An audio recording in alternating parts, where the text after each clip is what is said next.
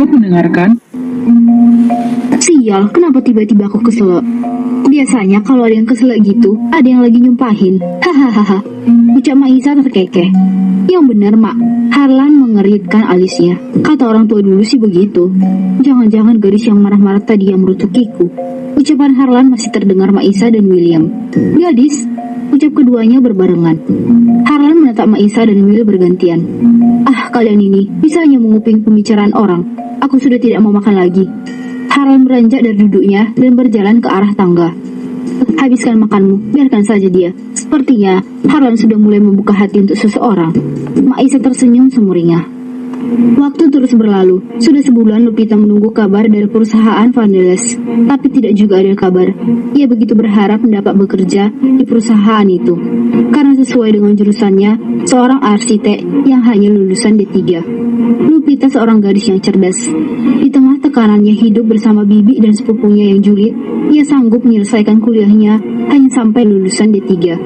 Dari mana biaya kuliahnya? Tentu saja Lupita jadi reseller makanan ringan, pakaian, produk, apa saja yang bisa dijual melalui online. Ia mengumpulkan uang demi untuk melanjutkan sekolahnya sampai perguruan tinggi. Lupita sudah selesai memasak dan menaruhnya di atas meja makan. Bisurti dan Lolita sudah duduk di meja makan setelah mencium aroma masakan. Lupita, panggil Bisurti. Mana piringnya? Emang kalian gak bisa ambil sendiri? Udah gak usah banyak omong. Mana sini cepat. Lupi, mana buktinya kalau kamu dapat panggilan kerja? Percuma lo sekolah tinggi juga kalau nggak bisa dapat kerjaan. Bu, kasih Lupita semangat dong, bukan malah bikin down kayak gitu, kata Imron yang sudah berada di meja makan. Pak, zaman sekarang kalau mau dapat kerjaan kudu pakai duit. Apa-apa juga duit. Mau mati dikubur aja harus punya duit. Semua duit. Apalagi mau masuk kerjaan, pasti ada pelicinnya. Lupita sudah malas lihat perdebatan mereka setiap hari. Ada aja celotehan bibinya yang bikin kuping panas. Udah kawinin aja lah, Bu, biar nggak ngerepotin kita lagi, celetuk Lolita sambil memasukkan suapan nasi ke dalam mulutnya. Kapan aku ngerepotin kalian? Untuk biaya pendidikanku sampai D3, aku mencari uang sendiri. Heh, lu lupa ya? Dari kecil sampai lu tamat SMA, siapa yang biaya hidup lo? Sindir Lolita. Kalian pikir aku bodoh? Dari semenjak SD, SMP, sampai SMA, aku tidak memakai biaya kalian 1 sen pun. Tapi aku bebas biaya sekolah karena aku seorang anak yatim piatu. Menjatuhkan sendok ke piring. Heh, lu pikir ya dari lu kecil makan jajan sampai lu beli baju semua itu gratis? Pikir lu pakai otak? Jangan cuma ngebacot. Maki Bisurti. Setiap hari yang Bibi ucapkan selalu itu dan itu. Kalau aku boleh bertanya pada Bibi, kemana uang asuransi dan dana pensiunan ayah yang seorang guru pegawai negeri? Sampai sekarang pun aku tidak tahu keberadaan uang itu. Mata Bisurti melotot tajam. Aura marah mulai terlihat. Menggebrak meja. Surti beranjak dari duduknya. Beraninya kamu ngungkit uang itu? Menunjuk wajah Lupita. Sudah, Bu, tahan emosi Ibu. Jangan selalu memarahi Lupita. Dia juga butuh ketenangan. Kalau Ibu terus-terusan marah pada Lupita, kapan Lupi bisa berpikir jernih? Cih, kau selalu saja membela dia. Hanya karena dia keponakanmu, kau selalu membelanya. Lalu, siapa yang lagi yang bisa membela Lupita? Selain aku pamannya sendiri, Lupita sudah tidak punya siapapun selain kita. Maaf, aku sudah membuat kalian ribut, ucap Lupita dan langsung pergi meninggalkan ruang meja makan. Lupita masuk ke dalam kamar dan menutup pintu. Air mata sudah tak dapat ia tahan lagi. Seorang Lupita yang tegar akhirnya harus merasakan sakit dan sesak di dada. Ya Allah, ingin rasanya aku pergi dari rumah ini. Aku sudah tidak tahan menghadapi Bibi dan Lolita yang membenci diriku. Aku sudah berusaha diam dan menghindar, tapi ada aja kata-kata yang tidak enak didengar. Sementara di ruangan tamu, Bu, jadi nggak ke rumah Juragan Karyo? Katanya mau jodohin si Lupi. Kalau ayahmu tahu bagaimana? Alah, itu mah urusan nanti. Kalau lihat uang dari Juragan Karyo, juga bapak diam. Ya sudah, sekarang ibu mau ke rumah Juragan Karyo, biar buru-buru dia kawinin si Lupi. Jarak dari rumah Lupita ke tempat Juragan Karyo hanya 300 meter. Setelah menempuh perjalanan cukup jauh, Surti sampai di rumah Juragan Karyo. Surti membeberkan maksud dan tujuannya pada bodyguard Juragan Karyo. Akhirnya, Surti dipertemukan oleh juragannya. Jadi tujuanmu kesini ingin menjodohkan aku dengan keponakanmu yang bernama Lupita? Tanya juragan Karyo yang duduk berhadapan dengan Surti. Benar kan, ponakanku itu cantik dan masih suci. Ini fotonya. Surti perlihatkan foto Lupita pada juragan Karyo. Cantik juga. Apa dia mau aku jadikan istri kelima? Kata juragan Karyo sambil memainkan batu cincin di jemarinya. Pasti mau kan, tapi dia minta maharnya ya gitu deh. Surti tersenyum malu-malu. Maklum kan, Lupita lagi kelilit hutang sama rentenir. Jadi dia mau nikah sama juragan asal hutangnya lunas. Ucap Surti tanpa sungkan. Jangankan cuma bayarin hutangnya, kalau dia jadi istri ayah, hidupnya akan bahagia, 7 turunan. Hahaha. Karyo terbahak. Oke, kalau gitu kita buat surat perjanjian. Surti dan juragan Karyo membuat surat perjanjian hitam di atas putih. Nih, gue kasih lu uang 5 juta sebagai persekot. Bulan depan, pas acara lamaran, gue kasih lu lagi duit. Iya kan? Setuju. Surti pulang ke rumah dengan perasaan senang. Esoknya Surti belanja semua kebutuhan untuk dirinya sendiri bersama Lolita di pasar. Lupi, woi Lupi, apa sih teriak-teriak udah kayak Tarzan aja? Hari ini lu pergi ke pasar belanja sayuran. Bibi lagi gak enak badan.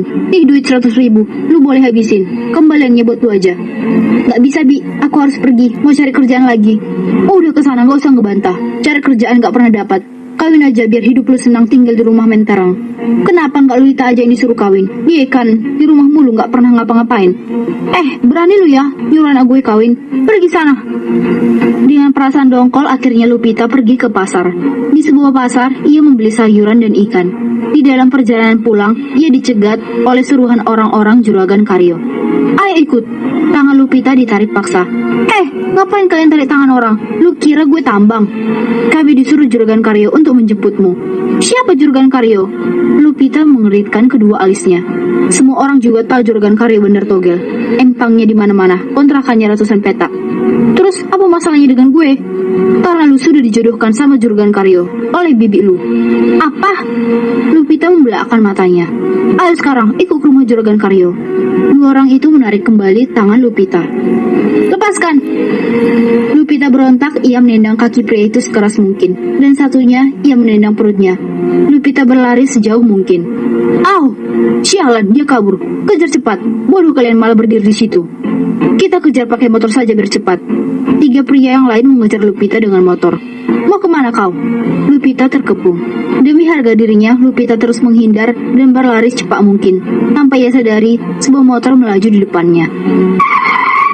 Motor itu mengerem mendadak bersamaan dengan jatuhnya Lupita ke aspal. Melihat Lupita terjatuh, 3 pria pengendara motor turun dan menangkap Lupita dengan menarik paksa tangannya. Pergi kalian, aku tidak mau ikut. Lepaskan wanita itu. Teriakannya menghentikan 3 pria itu. Mereka menatap seorang pria pengendara motor turun dari mogenya. Tanpa banyak bicara, pria itu menghantam satu persatu 3 pria sekaligus. Perkelahian tak terhindari. Tetap saja, 3 pria bertubuh kurus dan gembul itu babak belur di tangan pria berperawakan tinggi besar, hingga mereka kucar-kacir pergi meninggalkan tempat itu. Kau tidak apa-apa? Pria itu mengulurkan tangannya pada Lupita yang masih terduduk di aspal. Lupita menerima uluran tangannya dan menatap pria memakai helm itu dengan mendongakkan wajahnya. Apakah dia batinnya? Kau siapa? Tanya Lupi masih mendongakkan wajahnya. Pria itu membuka helmnya. Kau? Lupita terbelalak. Kenapa kau selalu ada di mana-mana sih? Pria itu adalah Harlan. Ia tersenyum tipis. Nih cowok selalu datang di waktu yang tepat, gumamnya dalam hati. Terima kasih, ucap Lupita sambil menggibas-gibaskan bajunya yang kotor. Sikutmu terluka, aku akan mengobatinya. Tidak apa-apa, aku bisa mengobatinya sendiri. Berhati-hatilah bila berada di jalan. Apa tujuan mereka mengejarmu? Entahlah, aku juga tidak tahu. Bukankah pria tadi bilang bibiku mau jodohkan aku sama juragan togel? Batinnya. Aku akan mengantarmu pulang.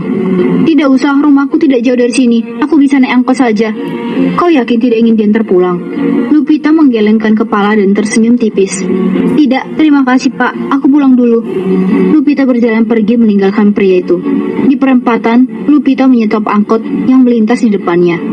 Harlan menatap kepergian Lupita. 2 kali aku bertemu gadis itu. Kenapa aku merasa kasihan padanya? Siapa gadis itu? Setelah Lupita hilang dari pandangan, Harlan menstarter mogenya dan melanjutkan perjalanannya. 15 menit kemudian Lupita sudah sampai di rumah. Ia membuka pintu kasar. Apa-apaan lu? Datang-datang banting pintu. Teriak Surti yang sedang duduk manis di sofa, menatap wajah Lupita yang terlihat kesal. Di mana belanjaannya? Kenapa kau tidak bawa apa-apa? Apa yang sudah Bibi lakukan padaku? Apa maksudmu? Bibi jangan berpura-pura lagi. Kenapa Bibi ingin menjodohkan aku dengan juragan togel? Kalau iya, memang kenapa? Bibi memang keterlaluan. Seenaknya saja ingin menjodohkan aku, tanpa bertanya dulu padaku. Kenapa bukan anak Bibi sendiri saja si Lolita yang dijodohkan? Berani lu ya, nyolot sama mak gue. Bentak Lolita yang sudah berdiri di depan Lupita. Tanya sama ibumu yang sudah berani menjodohkan aku dengan juragan togel. Itu lebih baik bukan? Lu gak perlu hidup susah lagi tanpa harus cari kerjaan, ujar Surti. Seharusnya lu bersyukur karena emak gue udah berbaik hati menjodohkan lu sama pria kaya, walau udah punya 4 istri. Kau saja menikah dengan juragan itu. Apa lu bilang nyuruh gue nikah sama aki-aki tua itu? Seperti kau lebih pantas daripada aku, sindir Lupita. Saat Lupita ingin pergi dari ruangan itu, spontan Lolita menjambak rambut panjang Lupita. Tak mau kalah, Lupita pun balik menjambak rambut Lolita. Perkelahian kedua gadis itu tidak dapat dihindari lagi. Berhenti brengsek, jangan kau sakiti anakku. Surti ikut menjambak Lupita. Apa-apaan ini? Hentikan perkelahian kalian, bentak Imron yang sudah berada di sana dan ikut memisahkan ketiga wanita itu. Apa kalian tidak punya malu? Pihak tetangga pada mendengar pertengkaran kalian. Keponakanmu itu yang sudah kurang ajar. Lolita yang lebih dulu menjambakku, paman. Kelakuan kalian seperti anak kecil. Berani lu ya ngadu sama bapak gue? Ada apa sebenarnya, Lupi? Tanya saja pada istri dan anak paman, kenapa mereka tega menjodohkan aku dengan juragan itu? Tadi aku di pasar bertemu dengan orang suruhannya dan menarik paksa aku untuk ikut dengannya. Mata Imran menatap anak dan istrinya. Wajah Surti memerah menahan kesal. Lolita malah mencibir. Kalian berdua selalu buat masalah. Sekali lagi bapak melihat ibu dan Loli seperti ini pada Lupita, lebih baik kalian pergi saja, ancam Imron. Apa? Mata Surti melotot. Jadi bapak mau usir ibu sama Loli? Enak aja. Sudah, jangan berdebat lagi. Aku harus ke warung. Tadi ada tetangga yang memberitahu bapak kalau kalian bertengkar. Dengan kesal, Imran pergi meninggalkan mereka. Sementara di dalam kamar Lupita menangis sesegukan. Ia merasa sakit hati pada bibinya yang seenaknya ingin menjodohkan dirinya. Ayah, ibu, kenapa kalian cepat sekali pergi meninggalkan aku? Aku hanya anak yatim piatu yang tidak memiliki siapa-siapa lagi. Aku berusaha untuk tegar menghadapi hidup ini. Tiba-tiba Lupita teringat pada Harlan yang selalu datang bak seorang pahlawan. Pria tadi, bukankah yang sudah menciprat pakaianku waktu itu? Dia datang di waktu yang tepat. Kalau saja tadi ia tidak menolongku, sudah pasti saat ini aku sudah berada di tempat juragan itu. Terima kasih ya Allah, masih ada orang baik yang mau menolongku. Hampir setiap hari Lupita mencari pekerjaan dari satu kantor ke kantor lainnya. Kadang ada rasa putus asa karena banyak penolakan dari lamarannya dengan alasan sedang pengurangan karyawan. Untuk memenuhi kebutuhan sehari-harinya, Lupita masih berjuang menjadi reseller melalui jalur online. Walaupun dapatannya mulai berkurang, tidak seramai dulu, tapi ia masih bersyukur bisa mendapatkan uang buat jajan dan ongkos mencari pekerjaan. Karena mulai banyaknya persaingan yang ikut-ikutan menjadi reseller. Pagi itu, Imran meminta tolong pada Lupita untuk menjaga warung kopinya. Karena ia bersama anak dan istrinya harus pergi mengunjungi keluarga bibinya yang sedang mengadakan pesta pernikahan. Lupi, tolong dijaga warung kopinya. Kalau sore paman sudah pulang, biar paman yang gantikan. Iya paman. Lupi, lu jangan korupsi ya. Jaga warung yang benar. Jangan cuma kerjanya pecicilan sama abang kuli bangunan, cibir Lolita. Astagfirullah. Lupita mengelus dadanya menahan amarah. Kau pikir aku pencuri? Kau selalu saja bicara menyakitkan Loli. Loli, bisa nggak kalau tidak buat masalah? Bentak Imron. Lupi, gak usah kamu dengerin si Loli. Paman sangat percaya sama kamu. Dasar wanita cengeng. Bisanya cari muka sama bapak gue. Ayo pak, kita berangkat. Ibu udah malas lama-lama di sini. Sindir Surti menatap benci pada Lupita. Ibu, Imran begitu kesal pada anak dan istrinya yang selalu saja ngomong nyakitin. Lupi, paman berangkat dulu ya. Jaga dirimu baik-baik. Mengelus lembut punggung Lupi. Iya paman. Setelah kepergian mereka semua, Lupita berbenah rumah, mencuci piring dan pakaian. Selesai mengepel lantai, Lupita mengunci pintu rumah. Ia berjalan menuju warung yang berada di pinggiran jalan. Pagi itu, Lupita membuka warung kopi milik pamannya dan mulai membereskan dagangannya. Warung kopi pamannya biasa buka pada pagi hari dan tutup menjelang malam. Warung kopi itu cukup ramai karena banyak dikunjungi pekerja kuli bangunan yang bekerja tidak jauh dari warung pamannya. Sebelum pembeli datang, biasanya pamannya menggoreng pisang, bakwan, dan tahu goreng. Lupi sudah menyiapkan dari rumah bahan-bahan itu, dan ia mulai menggoreng seperti yang biasa pamannya lakukan. Sebagian gorengannya sudah ada yang matang. Ia menaruh di atas piring dan membawanya ke depan. Dijajarkan makanan itu di atas meja agar pembeli mudah mengambilnya. "Neng, kopi hitam 1, gulanya sedikit aja," kata pembeli yang baru datang sambil mengambil pisang goreng. "Gulanya sedikit aja ya, Kang." "Iya, Neng, kan manisnya udah sama Neng," goda pria itu yang ternyata kuli bangunan langganan pamannya. Lupita tidak pernah menggubris selama ia tidak jahil dan menyentuhnya. Semakin siang semakin ramai. Di jam istirahat kuli-kuli itu banyak membeli kopi, teh manis, bahkan ada yang memesan mie instan. Lupi sangat keteteran tapi ia bisa menanganinya dengan baik. "Neng cantik banget sih, mau gak sama abang?" goda tukang bangunan itu. Lupita hanya tersenyum tipis tanpa membalas ucapan mereka yang terus menggoda. Jam sudah menunjukkan pukul 3 sore. Tiba-tiba, hujan mulai turun deras. Pembeli belum ada yang lagi berkunjung. Ia bisa sedikit santai sambil menjual produk yang ia pasarkan di online. Tiba-tiba, rasa kantuk menyerang karena hujan membuatnya ngantuk setelah ia melayani banyak pembeli. "Mbak, kopi susunya 1 ya." Suara seorang pria menyadarkan Lupita dalam kantuknya. Ia beranjak dari duduknya. "Iya mas, sebentar ya." Tanpa melihat sosok pria itu, ia langsung membuatkan kopi susu yang ia pesan. "Wah, hujannya deras sekali mbak." Pria itu duduk menghadap ke depan jalan sambil menatap air hujan, membelakangi Lupita yang sedang membuat kopi. "Iya mas, dari tadi hujannya belum berhenti," ujarnya sambil mengaduk kopi. "Mas dari mana?" tanya Lupita basa-basi. "Biasa, mengitar di Jakarta." "Hah, ngitar di Jakarta? Ya orang kurang kerjaan kali ya, masa Jakarta dingitari?" gumamnya pelan. Lupita tak ambil pusing. Ia berjalan keluar warung sambil membawa kopi pesanan pria itu. "Ini mas kopinya." Saat sudah berdiri di depan pria itu, ia menatap wajahnya dan Lupita terperanjat kaget. "Kau?" Gelas kopi di tangan Lupita hampir saja jatuh. Beruntung pria itu memegang tangan Lupita agar kopinya tidak terjatuh. "Hati-hati nanti kopinya tumpah." "Ah, iya," tersenyum canggung. "Berhati-hatilah, jangan kagetan. Kalau kopi ini jatuh, akan terkena kakimu." Pria itu mengambil gelas kopi dari tangan Lupita. Lupita masih berdiri mematung dengan perasaan canggung. "Duduklah, temani aku ngobrol." "Tidak, aku takut orang berpikiran macam-macam kalau kita duduk berdua di sini." Pria itu tergelak. Emangnya kita mau melakukan apa? Kita berada di tempat yang terbuka, bukan di dalam ruangan. Dengan perasaan tak enak, akhirnya Lupita duduk di bangku kayu itu dengan memberi jarak. Pria itu mengangkat gelas dan menyeruputnya perlahan, menikmati setiap air kopi yang masuk ke dalam mulutnya. Sungguh enak kopi buatanmu," pujinya. "Kopi itu bukan buatanku, tapi buatan pabrik. Aku hanya memberikan air dan mengaduknya," tutur Lupita memberikan penjelasan.